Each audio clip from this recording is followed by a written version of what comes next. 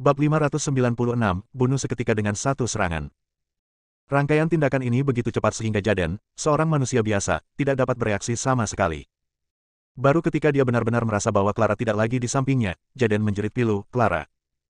Jaden sangat cemas dan ingin berlari ke bawah. Amelia yang berdiri di samping, mengulurkan tangan dan meraih Jaden. "Tuan Tang, Anda harus tetap tenang. Bahkan jika Anda bergegas turun sekarang, Anda tidak akan bisa menyelamatkan Clara," kata Amelia dengan suara gemetar. Tapi Clara, air mata Jaden mengalir deras di wajahnya, matanya merah, dan pikirannya kosong sesaat. Hal yang paling ditakutkannya akhirnya terjadi. Para dewa secara khusus menyebutkan Clara, dan mereka benar-benar ingin melakukan sesuatu padanya. Apa yang harus kulakukan? Apa yang harus kulakukan? Jaden hampir pingsan. Jika sesuatu terjadi pada Clara, dia tidak akan mau hidup lagi. Amelia, yang berdiri di sampingnya, juga gemetar seluruh tubuhnya dan bahkan tidak dapat mengucapkan sepatah kata pun untuk menghiburnya. Di atas panggung kekaguman, makhluk laba-laba itu membawa Clara kembali kepada wanita itu. Clara sudah ketakutan dan menangis, air mata memenuhi wajahnya. "Tuan, orang itu telah dibawa kembali." Makhluk laba-laba itu menurunkan Clara yang sedang diikat dengan sutra hitam, dan berkata dengan hormat. "Baiklah." Wanita itu mengangguk. Pada saat ini, Clara melihat penampilan wanita di depannya dan tertegun di tempat, kemudian raut kegembiraan muncul di wajahnya. "Guru Ding?" tanya Clara. Boom! Clara ditampar di pipi dan jatuh ke samping. Raisa menatap Clara tanpa ekspresi, yang menutupi wajahnya dengan ekspresi ngeri, dan berkata dengan dingin, "Aku Raisa, tapi bukan orang yang kau kenal sebelumnya." Clara menatap Raisa, yang setengah wajahnya ditutupi garis-garis hitam, dan hatinya dipenuhi rasa takut dan kebingungan. Mengapa Guru Ding menjadi seperti ini? "Kamu mungkin tidak bisa membayangkan betapa tragisnya kematianmu nanti," kata Raisa dengan tenang, "kamu pasti penasaran kenapa aku memperlakukanmu seperti ini, kan?" Clara gemetar seluruh tubuhnya dan bahkan tidak berani menatap Raisa. "Karena Fang Yu, kalau bukan karena dia, tidak akan terjadi apa-apa padamu hari ini. Tapi sayangnya, kau tidak hanya mengenalnya, kau juga punya hubungan baik dengannya." Wajah Raisa menunjukkan senyum yang aneh. "Kematianmu hari ini adalah langkah pertama balas dendamku padanya. Setelah itu, aku akan membunuh semua orang di sekitarnya satu persatu, di depannya, dengan cara yang paling brutal. Aku akan membuatnya menderita rasa sakit paling hebat di dunia. Kamu baru permulaan." Clara tergeletak di tanah, tidak mengatakan sepatah kata pun, dan tidak berani berbicara. Dari kata-kata Raisa, dia hanya bisa mendengar kebencian tak berujung terhadap Fang Yu. Adapun mengapa, dia tidak tahu dan tidak memikirkannya. Clara hanya tahu bahwa Raisa di depannya memang bukan lagi Guru Ding yang dulu. Nada suaranya yang dingin dan aura di sekitarnya menunjukkan bahwa ia tidak berbeda dengan monster-monster di sekitarnya. "Fang Yu, kemarilah dan selamatkan aku." Dalam keputusasaan, ini adalah satu-satunya pikiran di benak Clara. Dia secara tidak sadar percaya bahwa dalam situasi ini, satu-satunya orang yang dapat menyelamatkannya adalah Fang Yu. Waktunya hampir tiba, dan Raja sudah siap. Wanita itu menoleh dan berkata kepada Tianqi di sampingnya. "Baik."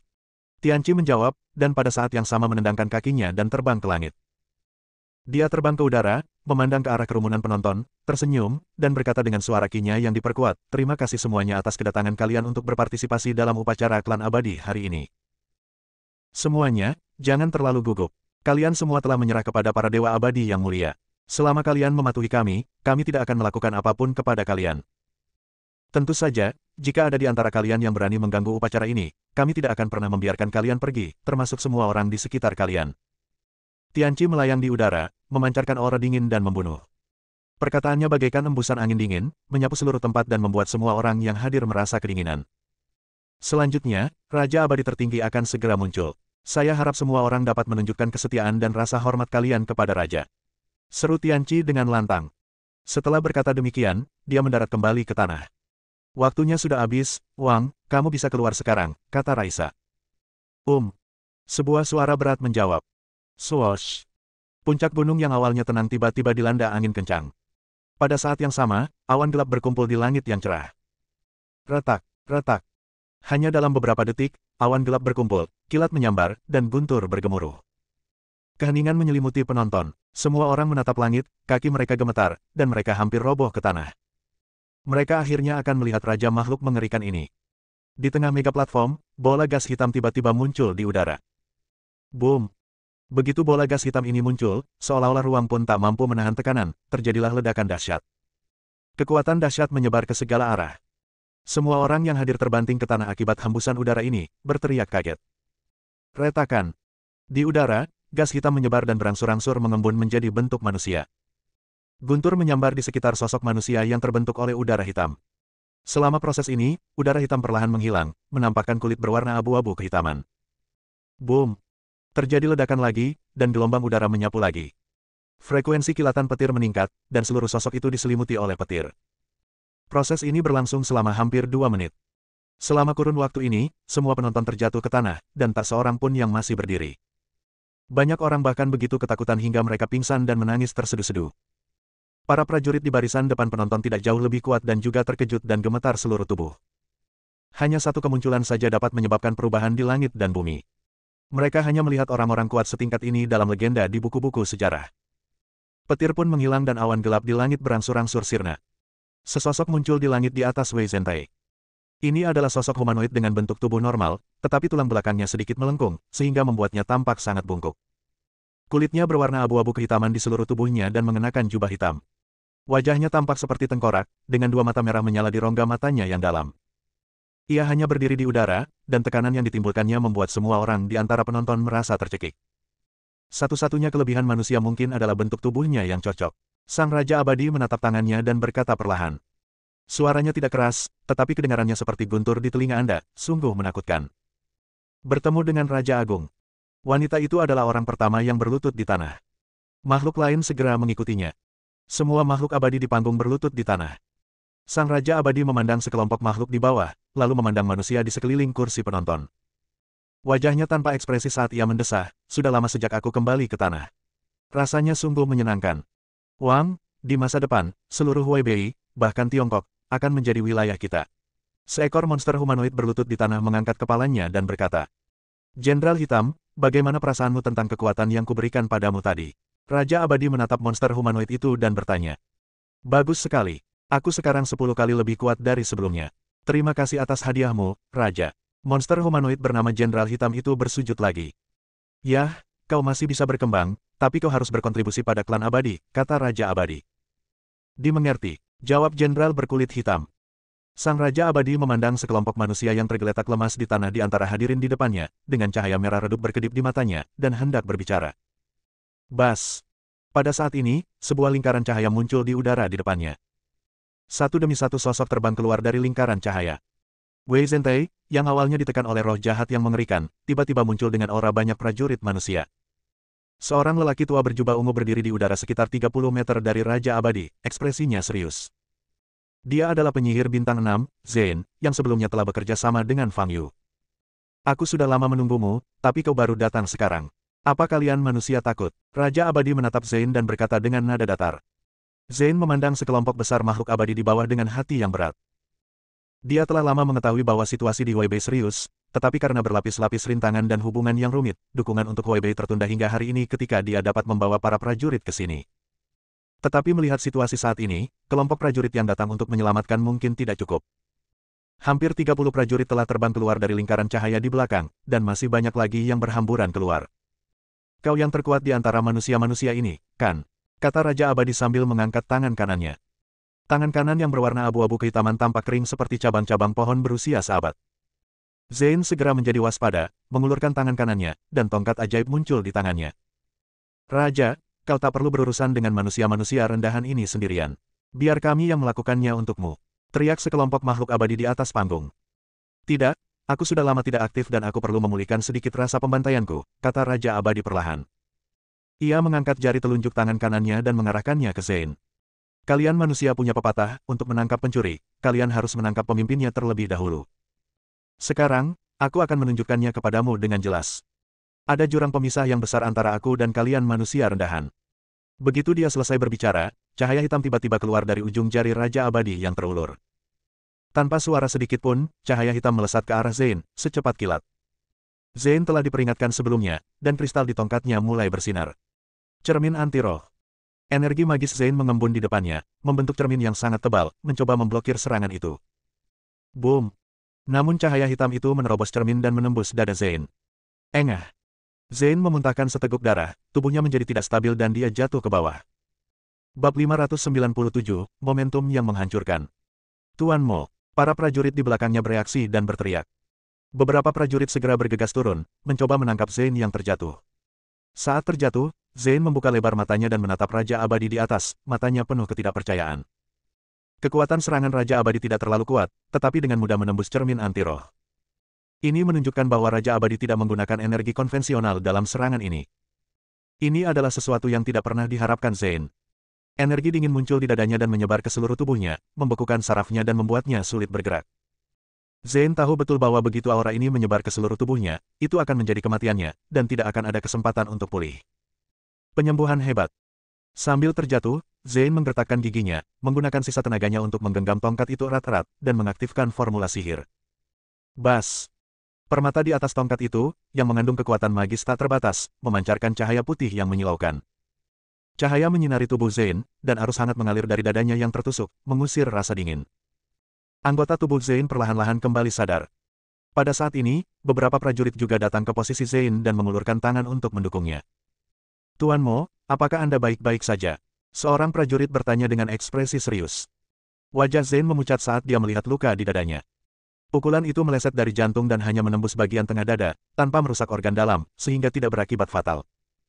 Setelah menggunakan teknik penyembuhan hebat, metode penyembuhannya dapat sepenuhnya mengusir energi dingin dan jahat dari tubuh. Pada saat yang sama, luka di dada sembuh dengan cepat. Kondisi Zane saat ini relatif baik. Namun hati Zane tenggelam ke dasar. Kekuatan Raja Abadi di depannya jauh melampaui ekspektasinya. Serangan tadi luput dari sasarannya, dan Zane tidak menganggapnya sebagai keberuntungan. Jelaslah bahwa Raja Abadi melakukannya dengan sengaja. Ia tidak ingin membunuh Zane dengan satu pukulan, jika tidak, Zane pasti akan mati. Tuan Mo, jumlah makhluk hidup yang berkumpul di bawah sini sungguh terlalu banyak. Kita hanya punya kurang dari 200 prajurit di sini kali ini. Untuk membersihkan begitu banyak makhluk hidup, aku khawatir. Kata prajurit lain dengan suara berat. Apakah asosiasi seni bela diri tingkat atas belum berkoordinasi dengan 4 kelompok besar? Zane menoleh ke salah satu prajurit dan bertanya dengan cemberut. Petik 2 titik.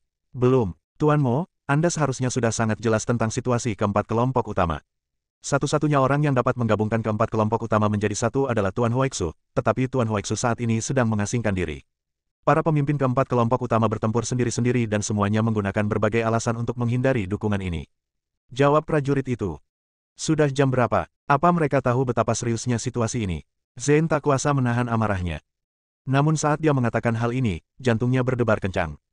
Tidak banyak laporan yang diterima tentang apa yang terjadi di Huaibei selama periode ini. Bahkan petinggi asosiasi seni bela diri, yang menguasai seluruh Tiongkok, lambat bereaksi dan tidak menganggapnya serius. Oleh karena itu, sikap keempat kelompok besar saat ini cukup wajar. Tetapi perilaku asosiasi seni bela diri tingkat atas itu sangat tidak masuk akal, dari sudut pandang manapun. Munculnya ras alien dan kerusakan yang mereka timbulkan di dunia manusia merupakan peristiwa besar yang terjadi dalam 200 tahun terakhir. Seluruh wilayah Huaibei menderita banyak korban dan dampaknya sangat parah. Mengapa asosiasi seni bela diri tingkat atas tidak menganggapnya serius sama sekali? Apakah ada masalah di sini? Memikirkan hal ini, jantung Zane mulai berdebar kencang. Tetapi dia tidak memikirkannya lebih jauh. Saya akan menemukan cara untuk memverifikasi hal semacam ini nanti. Yang masih harus kita hadapi adalah makhluk abadi yang ada di depan kita. Karena asosiasi seni bela diri tingkat atas tidak cukup memperhatikan, Zane hanya membawa kurang dari 200 prajurit kali ini, yang sebagian besar berada di tingkat Grandmaster, dan beberapa berada di tingkat Martial Honor. Organisasi Ordo tidak peduli dengan hal-hal semacam ini, dan penyihir lain punya banyak hal yang harus ditangani. Satu-satunya penyihir hebat yang mampu mengurus Huaibei adalah Zane. Zane hanya dapat memobilisasi beberapa bawahan, 8 siswa, yang saat ini sedang mempertahankan mantra teleportasi. Kalian manusia berjumlah miliaran, dan sebagian besar lemah seperti semut. Siapapun di antara kami, para dewa, dapat dengan mudah menghancurkan kalian manusia. Pada saat ini, Raja Dewa berbicara dari atas, inilah mengapa kalian manusia rendah, dan kami, para dewa, mulia. Manusia tidak layak menguasai bumi. Bumi seharusnya diperintah oleh kita yang lebih berkuasa. Mengaum. Ribuan makhluk abadi di panggung meraung bersama. Suara ini tampaknya mampu menembus langit dan membuat seluruh puncak gunung Chaoshan bergetar. Roh jahat yang luar biasa menyelimuti langit dan bumi di sekitarnya. Wajah semua prajurit yang diteleportasi ke sini berubah pucat.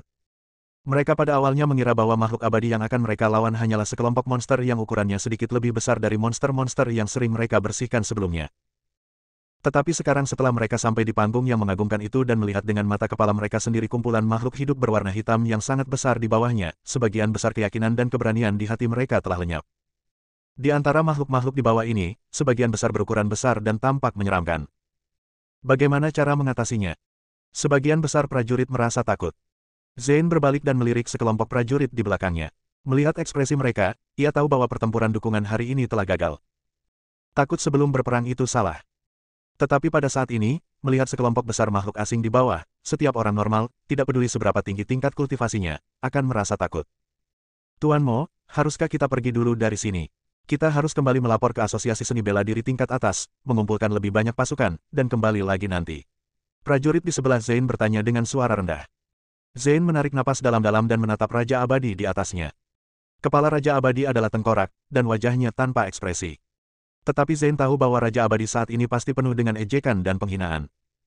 Mengingat situasi saat ini, jika perang benar-benar pecah, memang tidak ada peluang untuk menang. Zane menyetujui saran prajurit di sebelahnya. Sekarang kita hanya bisa meninggalkan tempat ini untuk menghindari kerugian yang tidak perlu. Ketika dia kembali ke Asosiasi Seni Bela Diri tingkat atas, Zane akan berbicara secara pribadi dengan para pemimpin senior dan menjelaskan situasi sebenarnya. Setelah itu, kita akan mengumpulkan para elit dari Asosiasi Seni Bela Diri tingkat atas dan para ahli dari 4 kelompok besar untuk datang ke Huaibei bersama-sama. Peluang menang akan meningkat pesat. Zane menatap lingkaran cahaya di belakangnya dan melihat bahwa mantra teleportasi belum hilang. Dengarkan perintahku, semuanya mundur. Zane mengerutkan kening dan menggunakan suaranya untuk menyampaikan pesan. Mendengar kata-kata Zane, para prajurit gembira dan bergegas menuju lingkaran cahaya. Saat ini, mereka hanya ingin melarikan diri dari tempat ini dan keluar dari bahaya. Mengenai apa yang terjadi selanjutnya, kita akan membicarakannya nanti. Melihat kejadian itu, penonton yang ada di bawah pun kembali putus asa. Ketika mereka pertama kali melihat kelompok prajurit ini muncul, mereka dipenuhi dengan kegembiraan, mengira mereka telah melihat cahaya. Asosiasi Seni Bela Diri tingkat atas akhirnya mengirim orang untuk mendukung.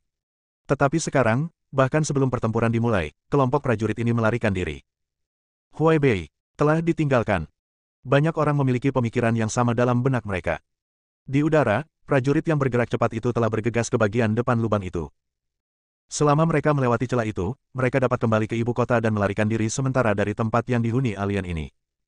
Boom! Tetapi ketika beberapa prajurit hendak melangkah ke dalam lingkaran cahaya itu meledak.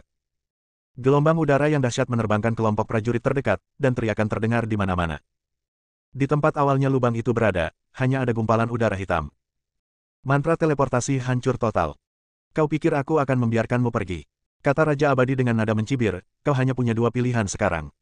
1 tunduk padaku, yang kedua bermain dengan keturunanku. Begitu dia selesai berbicara, suara gemuruh yang memekakkan telinga kembali terdengar di panggung sebagai tanggapan. Pada saat ini, sekelompok prajurit dari perkumpulan bela diri tingkat atas semuanya ketakutan. Sekalipun kami mati, kami takkan pernah menyerah pada kalian, alien. Teriak beberapa prajurit di samping Zane dengan mata merah. Boom! Sebelum dia selesai berbicara, terdengar ledakan keras dari bawah. Sosok hitam melesat dari tanah dan menyerbu ke arah sekelompok prajurit di langit. Boom! Ia menyerbu ke arah gerombolan prajurit itu, mengacungkan tinjunya dan mencakar leher orang demi orang dengan kukunya yang tajam. Itu sangat kuat dan cepat, dan sekelompok prajurit tidak memiliki kekuatan untuk melawan. Ah! Ratapan menyedihkan terdengar, dan darah berceceran di seluruh langit. Banyak kepala prajurit terpenggal dan jatuh ke arah kursi penonton di bawah.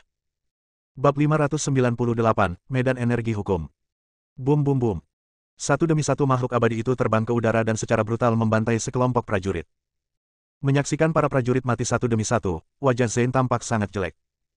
Lalu, dia menarik napas dalam-dalam, tatapannya tajam, dan mengangkat tinggi tongkat di tangannya. Lapangan energi ajaib. Buka. Zane memegang tongkat itu erat-erat di tangan kanannya. Permata di atas tongkat itu bersinar dengan cahaya menyilaukan yang belum pernah ada sebelumnya. Lapisan perisai cahaya mulai memancar dari permata itu dan dengan cepat menyebar keluar. Tak lama kemudian, sinarnya menyelimuti satu demi satu prajurit. Berada di dalam perisai cahaya, seseorang dapat merasakan arus hangat, dan tubuh yang sangat lelah karena roh jahat yang menguasainya segera mendapatkan kembali kekuatannya. Perisai cahaya itu mengembang menjadi bola dengan diameter hampir 50 meter, menutupi banyak prajurit. Semua prajurit, segera masuk ke area ini. Aku bisa melindungi keselamatan kalian, kata Zane melalui transmisi suara. Mendengar hal itu, para prajurit yang masih berada di luar menghindari serangan makhluk abadi itu segera menyerbu ke dalam perisai cahaya. Di udara, sang jenderal berkulit hitam menatap lingkaran cahaya di depannya dan berhenti mencabik-cabik prajurit di depannya. Mengumpulkan begitu banyak orang akan menghemat waktuku untuk menangkap mereka satu persatu. Jenderal hitam itu tersenyum dingin dan bergegas menuju lokasi perisai cahaya. Sebelum tiba di perisai cahaya, jenderal hitam itu mengepalkan tangan kanannya yang besar dan meninju. Boom! Dengan suara keras, tinju sang jenderal berkulit hitam terpental kembali, dan seluruh tubuhnya terpental jauh. Jenderal berkulit hitam itu menatap perisai cahaya itu lalu menatap tinjunya. Ia mengira kekuatan pukulan sebelumnya terlalu lemah, jadi ia menyerbu maju lagi dan melancarkan pukulan lagi. Ia mengerahkan segenap kekuatannya dalam pukulan ini, dan juga membawa momentum tubuhnya. Boom! Ledakan lainnya. Seluruh perisai cahaya menyala. Pada saat yang sama, Jenderal Hitam akan menderita serangan balik yang kuat dan terbang mundur seperti bola meriam. Melihat pemandangan ini, para prajurit dalam perisai cahaya menghela napas lega. Melalui pertarungan singkat tadi, mereka tahu bahwa Jenderal Hitam adalah yang paling kuat di antara makhluk abadi ini. Meski tidak dapat menembus lapisan perisai cahaya ini, setidaknya aman di dalam perisai. Zain menggenggam tongkat itu erat-erat, dan permata di atas tongkat itu bergetar sedikit, memancarkan cahaya yang menyilaukan. Medan sihir adalah mantra berskala besar yang harus ia gunakan sebagai pilihan terakhir. Semua energi magis yang mendukung perisai domain dipancarkan dari permata ini. Jika energi magis di dalam permata itu habis, domain itu akan lenyap seketika. Namun, jika domain diperluas ke ukuran sebesar itu, energi sihir akan terkuras sangat cepat dan hanya dapat bertahan paling lama 10 menit. Segera beritahu Asosiasi Seni Bela Diri tingkat atas. Huibei Weizhentai membutuhkan banyak dukungan, kata Zain kepada prajurit di sampingnya. Dimengerti, saya akan segera menggunakan perintah seni bela diri untuk meminta bantuan, kata prajurit di sebelahnya. Di luar lapangan, sang jenderal berkulit hitam berhenti di udara sejauh 50 meter, menatap medan sihir di depannya, dan meraung. Rasanya sangat terhina menderita kerugian terus-menerus di lapisan tipis tirai cahaya ini. Sebuah palu tulang besar mengembun di tangan sang jenderal berkulit hitam, dan bagian atas palu itu ditutupi dengan taji tulang yang tajam. Ia meraung dengan marah dan terus menyerbu ke arah tirai cahaya. Tirai cahaya ini tidak dapat ditembus dengan kekuatan kasar. Pada saat ini, suara Raja Abadi mencapai telinga Jenderal Hitam. Raja, apa yang harus kita lakukan untuk masuk? Tanya Jenderal berkulit hitam. Tidak, kenapa kita harus masuk? Sihirnya tidak akan bertahan lama, jadi biarkan mereka tetap di sana sebagai pelengkap upacara kita, kata Raja Abadi sambil tertawa. Sang Jenderal Hitam tertegun pada awalnya, lalu dia mengerti apa yang dimaksud Sang Raja Abadi dan tertawa terbahak-bahak ke arah langit. Sembunyi saja di dalam dan saksikan upacara agung klan abadi kita. Jenderal Hitam menunjuk para prajurit di dalam tirai cahaya dan berkata dengan senyum sinis, kalian seharusnya puas. Posisi kalian jauh lebih baik daripada manusia lain. Di wilayah itu, para prajurit tidak hanya merasa takut tetapi juga malu. Mereka datang ke sini dari jauh, mengatakan mereka ingin bertarung melawan para dewa, tetapi pada akhirnya mereka hanya bisa bersembunyi di tempat bulat kecil ini. Tidak seorang pun berani melangkah keluar. Medan energi ajaib ini tampaknya telah menjadi sangkar bagi para dewa untuk memenjarakan mereka. Pendekar yang mampu masuk ke dalam perkumpulan silat tingkat atas dianggap jenius di kalangan pendekar dan mempunyai cita-cita yang sangat tinggi.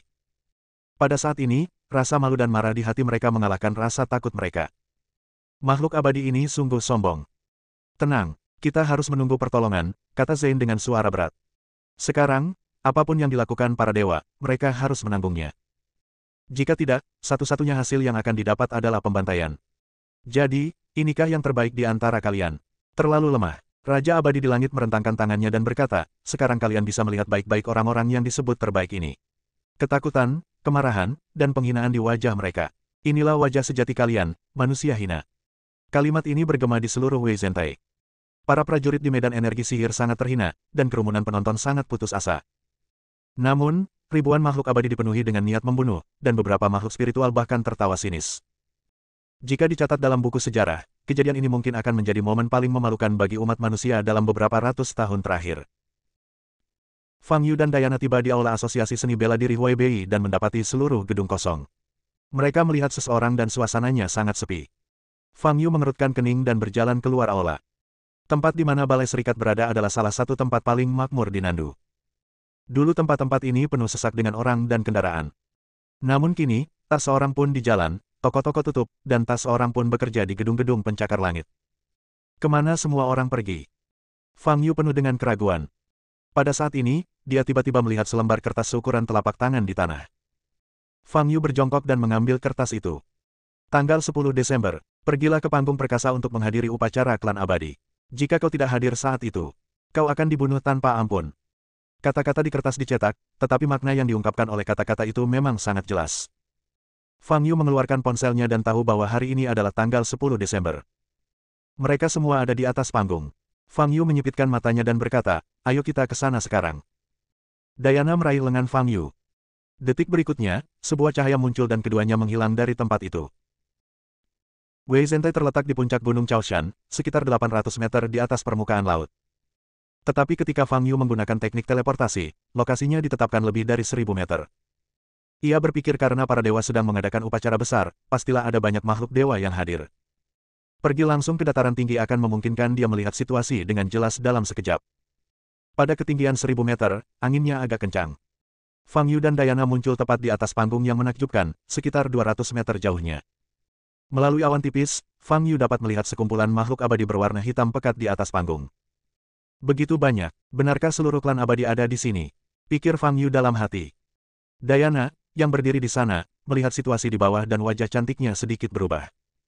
Ini adalah pertama kalinya dia bertemu dengan begitu banyak makhluk asing.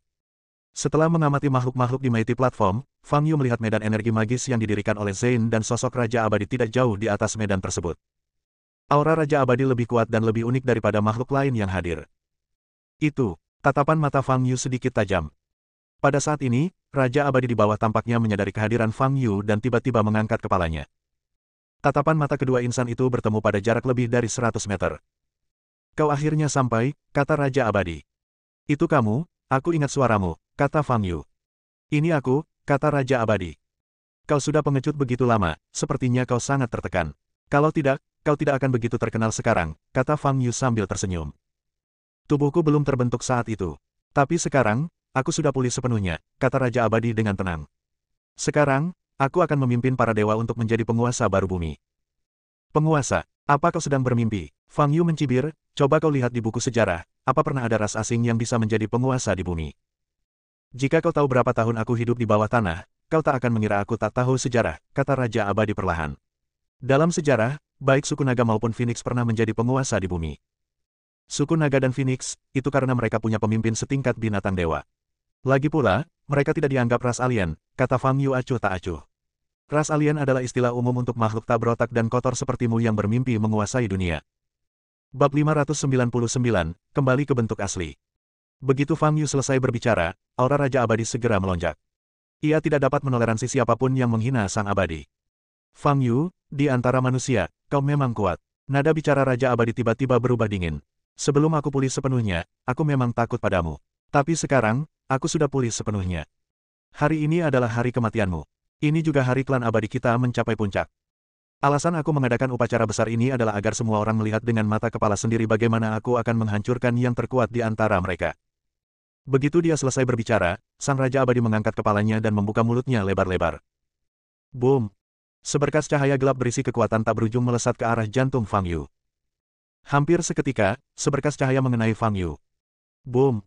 Dengan suara teredam, Fang Yu tidak hanya tidak bereaksi sama sekali, tetapi malah menukik ke arah posisi Raja Abadi. Bantu aku membersihkan kelompok di sana.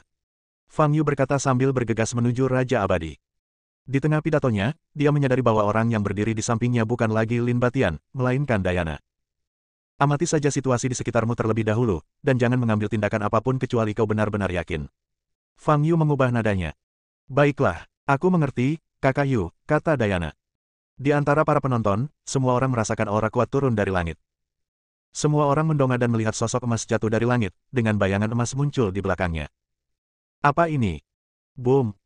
Sebelum semua orang bisa bereaksi, sosok ini bertabrakan dengan Raja Abadi di udara, menimbulkan suara keras yang cukup untuk memecahkan gendang telinga.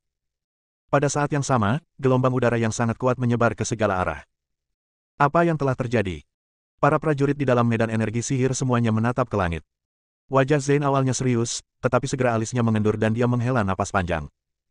Fang Yu ada di sini. Baru-baru ini, karena insiden Hoi Bei, dia mencoba mencari Fang Yu beberapa kali tetapi tidak dapat menemukannya. Sekarang, Fang Yu akhirnya muncul. Bersamanya, Zain merasa jauh lebih percaya diri. Setidaknya dapat menunda waktu untuk waktu yang lama dan menunggu bantuan dari Asosiasi Seni Bela Diri tingkat atas. Makhluk-makhluk abadi di panggung mengeluarkan raungan liar. Beraninya seseorang menyerang raja mereka. Ini kejahatan yang tak termaafkan. Raisa yang berada di tanah, membuka mata ramalan di dahinya. Setelah beberapa detik, senyum sinis muncul di wajahnya. Ia menoleh ke belakang dan melihat Clara terbaring di tanah, terikat. Fang Yu ada di sini, bersiaplah untuk mati, kata Raisa dingin. Boom! Pukulan menukik Fang Yu tidak benar-benar menyentuh Raja Abadi. Raja Abadi mengangkat penghalang cahaya hitam dengan tangan kanannya untuk memblokir pukulan Fang Yu.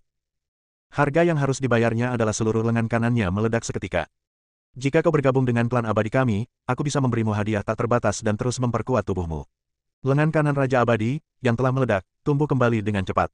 Ia berbicara perlahan, dengan bakat fisikmu, ditambah dengan garis keturunan klan abadi kami yang hebat, kau pasti akan menjadi lebih kuat dari sekarang. Patua Abadi, sebaiknya kau pertimbangkan situasi saat bicara. Aku mematahkan lenganmu, dan kau masih saja bicara tanpa henti. Ini membuatmu terlihat konyol, tahu. Fang Yu tersenyum, dan pada saat yang sama menarik kaki kanannya ke belakang dan menendang tiba-tiba. Sang Raja Abadi mengangkat lengan kanannya yang baru tumbuh dan mendirikan penghalang cahaya hitam lagi. Kau mungkin belum mengerti vitalitasku, kata Raja Abadi. Bahkan jika kau tendang kepalaku, aku bisa langsung menumbuhkan kepala baru. Boom!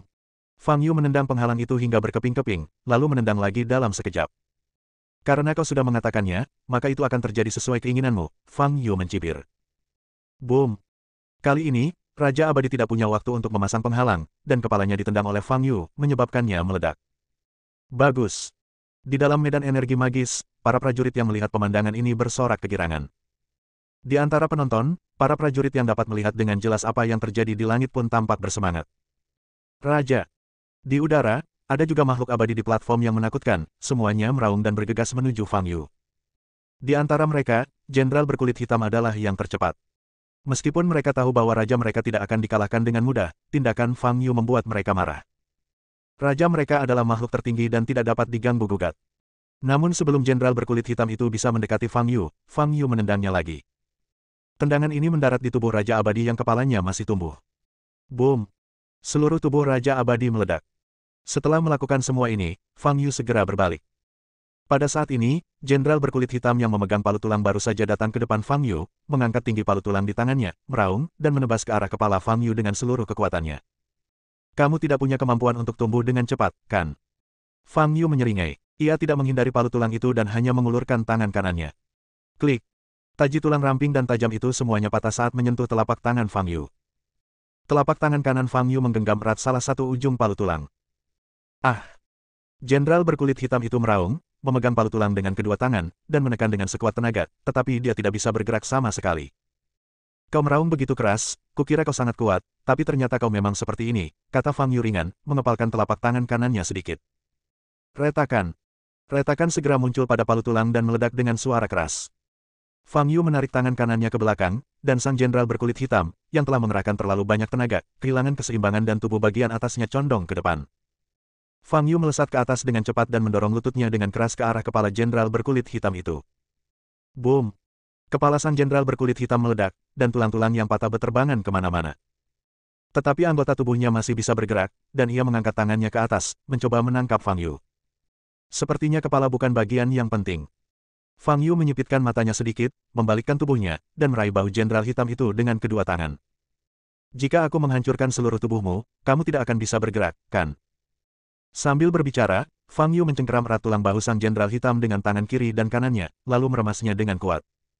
KKK, jepret. Tubuh bagian atas sang jenderal berkulit hitam terjepit paksa menjadi bola, dan tulang-tulangnya hancur total. Fang Yu mengendurkan tangannya, dan jenderal berkulit hitam itu terjepit menjadi bola tulang yang patah dan jatuh ke bawah. Mengaum. Pada saat ini, makhluk abadi lainnya mendekati Fang Yu. Indra pukulanmu cukup bagus, sangat cocok untukku berlatih tinju. Fang Yu berkata sambil meninju makhluk abadi di dekatnya. Boom! Tubuh makhluk abadi ini langsung terbelah. Di udara, sosok Fang Yu secepat kilat, muncul di antara makhluk abadi. Setiap pukulan dan tendangan yang dilancarkannya selalu diiringi dengan teriakan para makhluk abadi dan suara ledakan. Hanya dalam beberapa puluh detik saja, semua makhluk abadi yang terbang ke langit untuk membunuh sekelompok prajurit itu dibunuh oleh Fang Yu, tanpa ada satupun yang tersisa. Pada saat ini, semua prajurit, baik yang berada di kursi penonton maupun yang berada di dalam medan energi sihir, tercengang dan tidak dapat pulih untuk waktu yang lama. Penampilan Fang Yu benar-benar bagaikan dewa perang yang tak terkalahkan. Makhluk-makhluk abadi yang dengan mudah membantai mereka itu bagaikan mainan kertas di hadapan Fang Yu, hancur berkeping-keping hanya dengan sentuhan sekecil apapun. Setelah menyingkirkan makhluk abadi di udara, Fang Yu bertepuk tangan, melihat sekeliling, dan berkata, Dewa tua, kalau kau tidak muncul, aku akan turun dan membersihkan sampah. Boom! Begitu dia selesai berbicara, aura mengerikan muncul tepat di atas Fang Yu. Monster macam apa ini? Para prajurit di medan energi sihir bibirnya gemetar saat mereka melihat apa yang muncul di langit. Ini gunung daging yang besar. Kulitnya berwarna abu-abu kehitaman, lengannya terentang tak terhitung jumlahnya, dan di antara kedua lengannya terdapat mata. Di dalam mata ini, ada mata-mata kecil yang tak terhitung jumlahnya, lapis demi lapis, hampir tak terbatas. Ini adalah tubuh asli Raja Abadi, gumam Zane dengan wajah terkejut.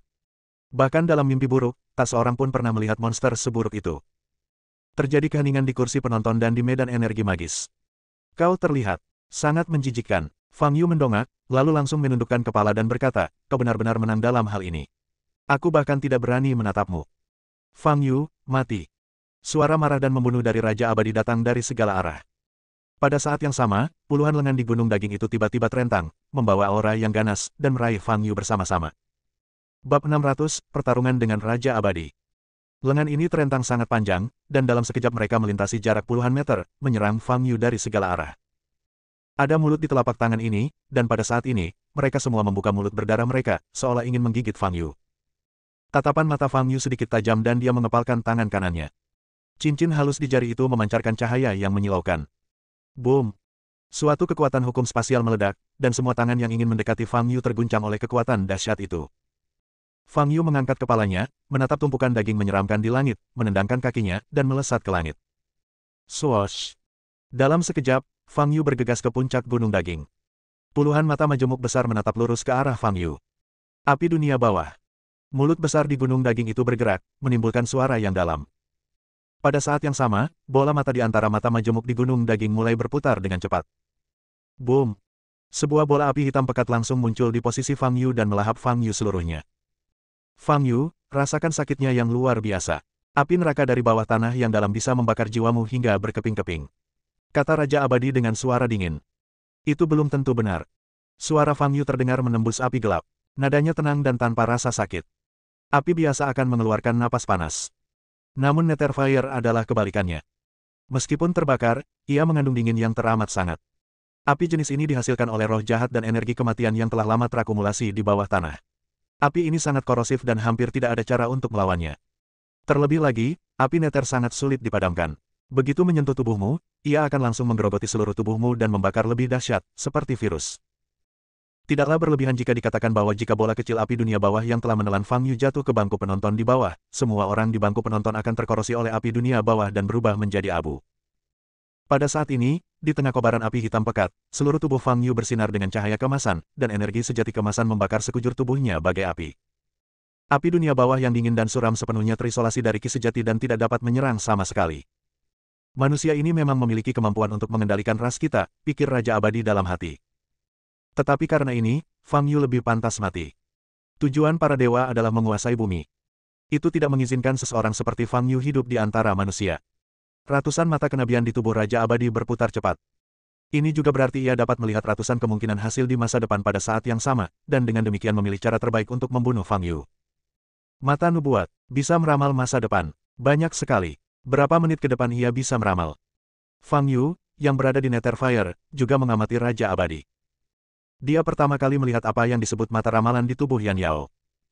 Meskipun Fang Yu tidak mengetahui prinsip di balik mata ini, kemampuan untuk meramal masa depan tampaknya benar-benar ada. Setan Yan lolos 2 kali dengan mengandalkan mata itu. Dan sekarang, menghadapi Raja Abadi sendiri, ratusan mata yang penuh kenabian. Menarik, mari kita coba dulu.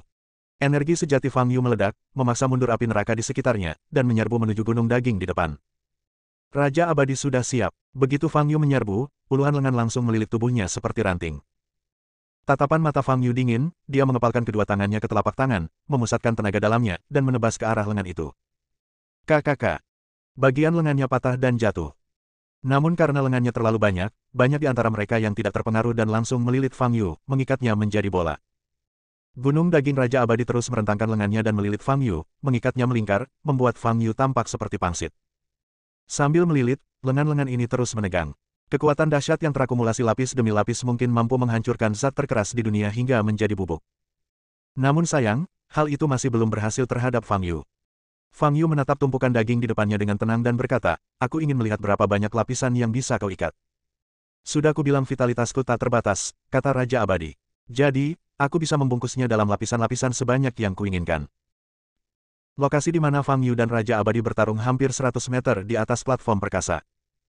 Medan energi magis terletak sekitar 60 meter di bawah, dan dapat dengan jelas melihat situasi Fang Yu. Gawat, Fang Yu terjerat oleh lengan Raja Abadi. Tuan Mo, perlukah kami membantu? Seorang prajurit menatap Zane dan bertanya. Wajah Zane serius. Ia mendongak menatap Fang Yu yang terbalut pakaian berlapis-lapis, alisnya berkerut. Nafas Fang Yu tidak melemah sama sekali dan dia tampak baik-baik saja. Namun tidak tepat jika menilai kondisi seseorang hanya berdasarkan nafasnya saja. Tetapi jika para prajurit ini datang untuk menyelamatkan sekarang, terus terang saja, menghadapi Raja Abadi saat ini, mereka mungkin akan mati sia-sia. Raja Abadi memiliki begitu banyak mata dan lengan yang tak terhitung jumlahnya, ia jelas dapat melawan banyak musuh sendirian. Saat ini, sulit bagi kelompok seniman bela diri di tingkat Grandmaster dan Martial Honor untuk menyakiti Raja Abadi, dan mereka bahkan mungkin tidak dapat mengganggunya. Terlebih lagi, ada sekelompok besar makhluk abadi di panggung bawah, yang mengamati mereka dengan penuh rasa ingin tahu. Kelompok makhluk abadi ini saat ini sedang dalam keadaan sangat marah, masing-masing mata mereka merah, menatap Fang Yu di langit. Mungkin karena Raja Abadi memberi perintah untuk tidak membiarkan mereka mengambil tindakan, jika tidak mereka akan bergegas menuju Fang Yu di udara. Jika kelompok prajurit ini meninggalkan medan energi magis sekarang, kemungkinan besar hal itu akan menarik perhatian para makhluk abadi di bawah, dan mereka akan melampiaskan amarah mereka. Setelah memikirkannya, Zane merasa bahwa dia harus menunggu dan melihat. Hal terpenting saat ini adalah tetap tenang dan menunggu penyelamatan dari Asosiasi Seni Bela Diri tingkat atas. Kita tidak bisa pergi dari sini, percayalah saja padanya. Zane menarik napas dalam-dalam dan berkata dengan suara berat. Di antara penonton, Jaden dan Amelia menatap ke langit. Mereka adalah manusia biasa yang penglihatannya terbatas, dan tidak dapat melihat dengan jelas penampakan seseorang di langit. Tuan Tang, saya merasa orang ini adalah Tuan Fang, kata Amelia dengan suara rendah. Dr. Fang, Jaden, yang berdiri di samping, awalnya putus asa, tetapi ketika mendengar kata-kata Amelia, raut harapan muncul di wajahnya. Jika Fang Yu datang, Clara yang diculik akan diselamatkan. Aku tidak yakin, tapi aku merasa itu dia, kata Amelia, menatap sosok di langit dengan mata indahnya. Di atas panggung, Raisa menatap Fang Yu di langit, dan mata ramalan di dahinya berputar cepat. Fang Yu, jangan menyerah begitu cepat. Setelah Raja melampiaskan amarahnya, giliranku. Raisa bergumam dalam hati dengan tatapan berbisa di matanya, Raja akan menyiksamu secara fisik, tapi aku akan menyiksa jiwamu dengan rasa sakit yang paling dalam. Pasti rasanya luar biasa melihat seorang gadis dibunuh secara brutal karenamu. Raisa menatap Clara yang terbaring di tanah dengan wajah pucat dan menangis dalam diam, senyum yang nyaris menyimpang muncul di wajahnya. Tuan Ding, haruskah kita membantu Wang memecahkan masalah ini bersama-sama? Solanki bertanya saat ini. Raisa menoleh dan menatap Solanki dengan tatapan dingin, lalu berkata, apakah menurutmu Wang tidak sebanding dengan manusia rendahan ini? Tentu saja tidak, hanya saja jika kita bertindak, masalah ini akan lebih cepat terselesaikan. Solanki menjelaskan dengan tergesa-gesa. Boom! Raisa mengangkat tangannya dan menamparkan wajah Solanki. Raja sudah memerintahkan kita untuk tidak bertindak. Dia sendiri ingin mempermainkan orang ini. Apa kau tidak mendengarnya, atau kau ingin melanggar perintahnya? Tanya Raisa dengan nada dingin. Ya, maafkan aku sama sekali tidak berniat menentang perintah. Solanki menutupi wajahnya dan langsung berlutut. Lain kali, saat kau bicara, perhatikan identitasmu. Raisa berbalik dan tidak lagi menatap Solanki. Tianqi yang berdiri di sana, melihat pemandangan ini dan matanya bergerak sedikit. Dia tahu bahwa Raisa di depannya adalah orang yang paling dipercayai Raja Abadi saat ini, dan pada dasarnya dapat mewakili keinginan Raja Abadi, jadi dia tidak boleh tersinggung. Namun dia sangat penasaran, bagaimana mungkin seorang wanita seperti itu bisa mendapatkan dukungan dari Raja Abadi. Di udara, sudah ada ratusan lengan yang melingkari Fang Yu. Saat ini, hanya kepala Fang Yu yang terlihat, dan seluruh tubuhnya terjerat. Tekanan pada tubuhnya luar biasa besar. Bersambung.